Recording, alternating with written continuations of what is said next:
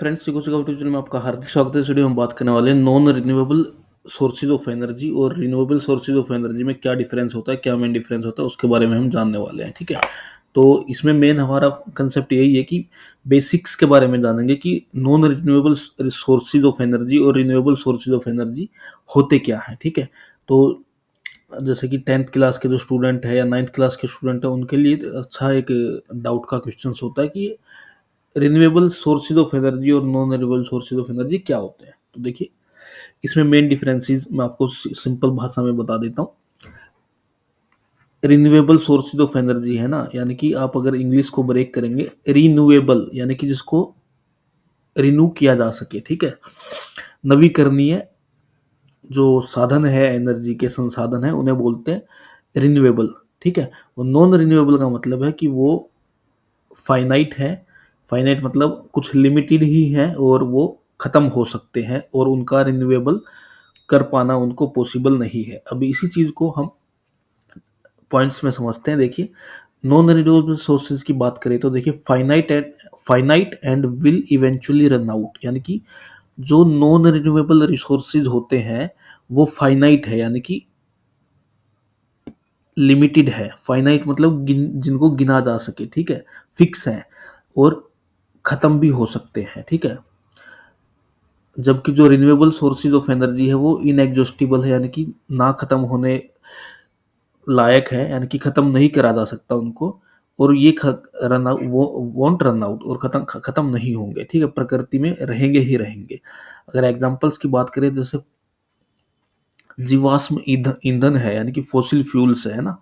यानी कि जीवाश्म ईंधन का मतलब क्या होता है? फॉसिल फ्यूल्स का मतलब होता है कि जो बहुत पुराने समय में कुछ भी अ, आपदा आई, कुछ भी प्राकृतिक आपदा आई, पेड़ वगैरह दब गए। ठीक है, या फिश वगैरह, एनिमल्स वगैरह दब गए। अब उनका क्या हो गया कि कुछ कोयला बन गए, कोयल बन गया या फिर ऑयल बन गया, कुछ भी है।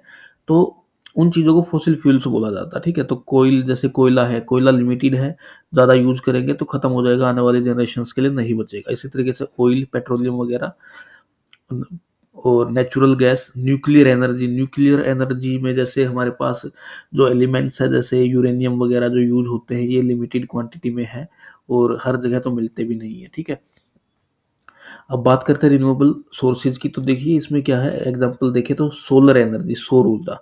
आपको पता है कि सूर्य की रोशनी कभी खत्म नहीं हो सकती। सूरज की वजह से हमें जो एनर्जी मिल रही है वो कभी खत्म नहीं हो सकती, क्योंकि वो रिन्यूएबल सोर्सेज है। ऐसा क्यों है ये भी मैं आपको बताता हूँ कि देखिए, जो सूरज होता है, एक्चुअली उसके अंदर क्या होता है ना, उसके अंदर न्यूक्लियर फ्यूजन होता है। न्यूक्लियर फ्यूजन होता है। ठीक है, न्यूक्लियर फ्यूजन का प्रोसेस होता है। और किस चीज़ का न्यूक्लियर फ्यूजन होता है उसमें? उसमें होता है हाइड्रोजन का न्यूक्लियर फ्यूजन, और वो हीलियम बनाता है, साथ में एनर्जी बनाता है। तो ज़्यादा डीप में जाना नहीं है, और वो एनर्जी ही हमें लाइट एनर्जी की फॉर्म में या हीट एनर्जी की फॉर्म में हमें मिल रही है। ठीक है, बाकी जो विंड एनर्जी है, हाइड्रो पावर एनर्जी है, जियोथर्मल एनर्जी, बायोमास है, ये सब क्या है, रिन्यूएबल सोर्सेज ऑफ एनर्जी के एग्जांपल है। अब अवेलेबिलिटी की बात करें तो जो नॉन रिन्यूएबल सोर्सेज है वो लिमिटेड है, लिमिटेड अवेलेबिलिटी है और समय के साथ खत्म हो जाएंगे, डिप्लीट हो जाएंगे। जबकि जो रिन्यूएबल रिसोर्सेज है वो constantly replenished by natural process, यानी कि वो न किसी नेचुरल प्रोसेस से बनते रहते कॉन्स्टेंटली। अब दूसरे डिफरेंस को समझे तो often associated with pollution and environmental degradation, और जो नॉन रिन्यूएबल रिसोर्सेज होते हैं, सोर्सेज होते हैं, वो पोल्यूशन से संबंधित रहते हैं और इन्वायरमेंटल डिग्रेडेशन, इन्वायरमेंट की जो हानि होती है, ह्रास होता है, उससे संबंधित रहते हैं।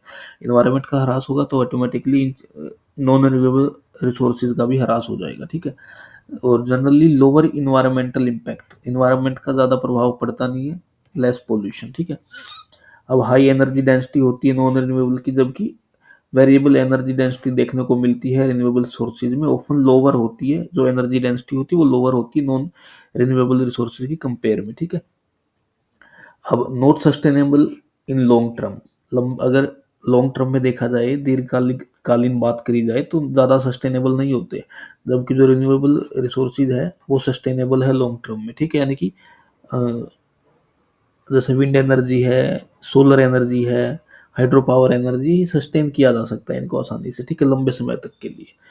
तो ये बेसिक डिफरेंस है। तो ये आपको अगर एग्जाम में आता है मेन डिफरेंस, तो आप इनमें से 4 से 5 डिफरेंस लिख सकते हैं, 3 मार्क्स में ठीक है। और पॉइंट टू पॉइंट लिखिए, सबसे बढ़िया रहेगा। और अगर डेफिनेशन आता तो भी आप डेफिनेशन बना के लिख सकते हैं।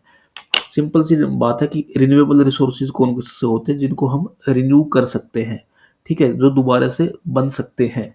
जबकि नॉन रिन्यूएबल क्या है, जो दोबारा नहीं बनेंगे, अगर खत्म हो गए, जिस तरीके से कोयला है, पेट्रोल है, डीजल है, नेचुरल गैस है, ठीक है, ये सब चीजें दोबारा बना पानी मुश्किल है। जबकि रिन्यूएबल सोर्सेज में क्या है, मान लीजिए मेरे को सोलर एनर्जी बनानी है, ठीक है, जियोथर्मल एनर्जी बनानी है, तो कभी खत्म ही नहीं होगी। बनाने बनाने की बात क्या है, वो खत्म ही नहीं होगी, ठीक है, इतने ज़्यादा हमारे पास वो अवेलेबल है। तो ये चीफ डिफरेंस है रिन्यूएबल और non renewable sources of energy में। उम्मीद यही करता हूँ कि वीडियो आपको अच्छी लगी। वीडियो अच्छी लगी तो वीडियो को लाइक कीजिए, चैनल को सब्सक्राइब कीजिए। धन्यवाद।